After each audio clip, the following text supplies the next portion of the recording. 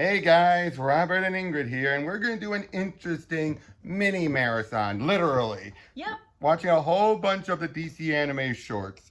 And right now we just went through Catwoman Chased Me from the Mystery of the Batwoman, and then the first batch from the Superman Shazam Return of Black Adam compilation that included the Spectre, Jonah Hex, and Green Arrow. And what did you think?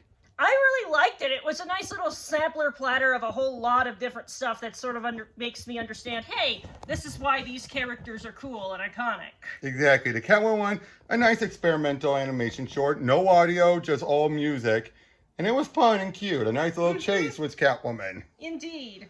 And then the Superman Shazam, we get Shazam's origin mixed in with them dealing with Black Adam, a great Superman stuff, and it just reminds you why these superheroes are timeless. Yeah, it's just like it's not old-fashioned, it's timeless. And there is a very distinct difference between the two. Especially the moment when Black Adam says, "You fight for the wizard, I fight for those who can't fend themselves." Perfect for Superman. And the animation was pretty good, and the voice acting is great all around on this. Oh yes, I appreciate me some good voice actors. Even though a lot of them are celebrity talents, they fit the roles. I think these were ones that auditioned for the roles. They weren't they wanted the voice actor felt like they're going to fit the role. They're not doing it for the marquee value. They're doing it because they felt the voice matched what they were writing. Then we had the Spectre short.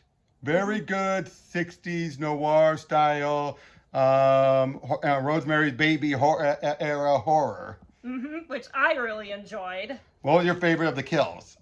I have to say that the animated zombies one is just really too artistic to pass up. Yeah, of course they weren't actual zombies. They were from a special effects artist who had all these zombie stuff. But yeah, basically the idea of actually let's rewind back to Superman Shazam so we can describe that a bit more.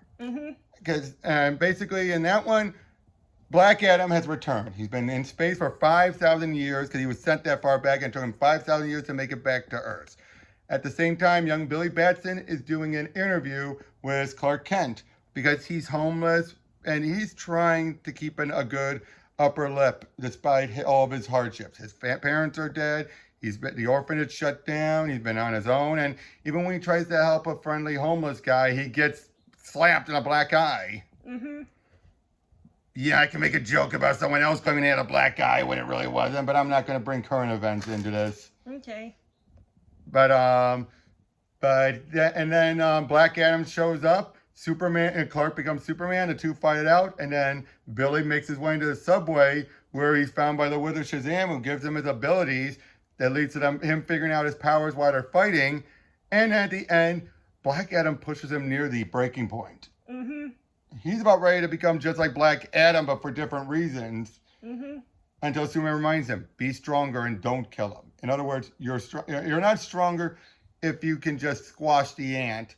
You're stronger if you avoid that temptation. And that's what made Black Adam weak, which was proven when the homeless guy who was actually Talkie Tawny, the tiger, says, "Oh, we could just have the wizard send you away somewhere to take you 10,000 years to get back." And Black Adam commits suicide by reverting back to his normal form, and his age catches up with him. That was a good fun one. Then the Spectre, he's working a case, not that he was assigned it, but because a old flame of his, her father got killed by a special effects artist and a stunt guy, both of which weren't involved with his movie. Of course, we later find out that turns out she put him up to it. She's the one who gave him the access to do it so she can get the money. And the Spectre, being the spirit of vengeance, he offs them all in ironic fashions. The special effects guy, his own effects attack him. Stunt guy, his car comes to life and kills him. And the girl, well, she loved money so much, the money cut her the ribbons.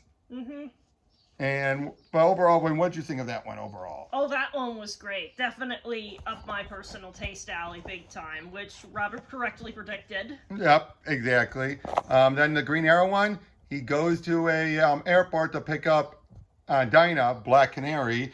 But at the same time, a young princess, we later revealed she's actually become the queen now, is being escorted there. But then she's being attacked by a bunch of assassins. Why? Because her uncle, the Count Vertigo, wants her off so that he could become the king. Ah, classic. And And shenanigans ensue, and it shows why an airport can be a great place for a chase and a fight. Mm-hmm.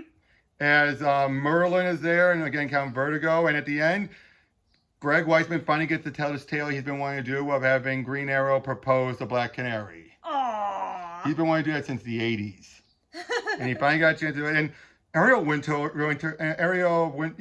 Winter did a great job as the little girl, right? Oh, yes, precocious young child. It was great. But not a brat. Not a brat. It's just like, oh, that's adorable. It's just like... And you do realize I'm 10 years old and don't require fairy tale metaphors?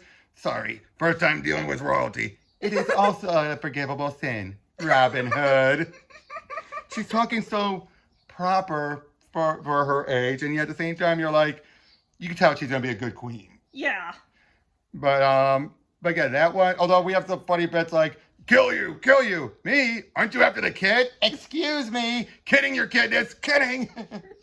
Just stuff like that is just so cute, you know. And at the end, say yes. After all, every queen needs a consort. Double pun. Black Canary could be the queen, but his name is Oliver Queen. Double joke. And I love how she smiles seeing, you know, them kiss. She's not like, the kid in her is not going, ugh. She's more like, aww. Mm-hmm.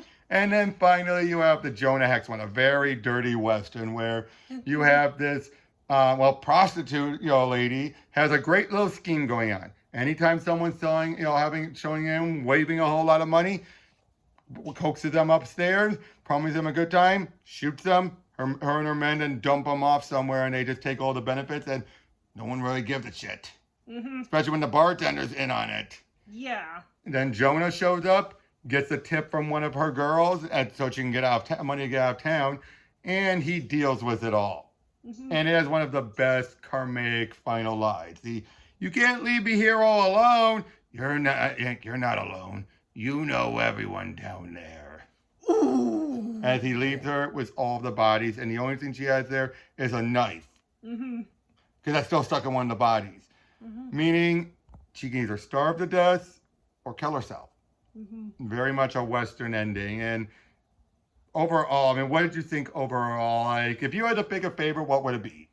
I don't know. I feel like I'm kind of leaning towards Spectre, though it's a hard choice, since it's like, it's kind of asking you what kind of food you like. Do you like Asian food? Do you like Mexican food? Do you like breakfast food? Do you like Italian food? The answer is, I like them all for different times and different reasons. Exactly, and that's what I love about it. The acting, the animation, all of it is so damn good. Mm-hmm. That's why I love these shorts, and I knew you would love them. I knew you would love them. It's just... Mm-hmm.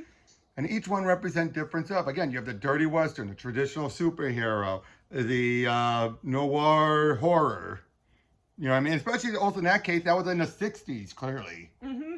And that's what made it even more interesting. The 50s, 60s, that's like ripe for as LA Noir showed. You can have a old-fashioned noir in an era that technically was well past that time. Indeed. Especially, and again, I mean, I especially loved his narrations, you know, like, name's Corrigan, I'm a cop, and all that. But, yeah, next we'll be going on to, there's a Catwoman Year 1 short, and then after that we'll be doing the Death in the Family shorts, which will include a Choose Your Own Adventure. We'll probably have a lot more to talk about that one compared to all of them. All right then, sounds good. We'll see you all on the next one.